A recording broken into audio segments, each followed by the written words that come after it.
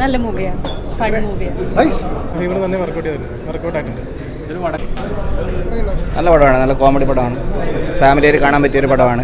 കുട്ടികളെ കൂട്ടി നല്ല ഇപ്പോഴത്തെ ഒരു ന്യൂജൻ ഒരു എല്ലാം കൂടിയിട്ടുള്ളൊരു പടം തന്നെയാണ്. നല്ല കോമഡിയാണ്.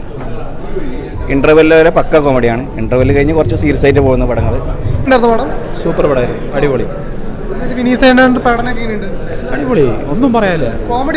കോമഡിയാണ്, അടിപൊളിയായിട്ട് ചിരിക്കാം, അടിപൊളിയായിട്ട് എൻജോയ് ചെയ്യാം. സൂപ്പർ. നന്നായിരുന്നു. വളരെ കുസൃതി കുറഞ്ഞ സിനിമ. വിനീത് ഭംഗിയായിട്ട് ചെയ്തിട്ടുണ്ട്, വളരെ കൈയടക്കത്തോടു കൂടി ചെയ്തിട്ടുണ്ട്. വളരെ രസമുള്ള സാധനം.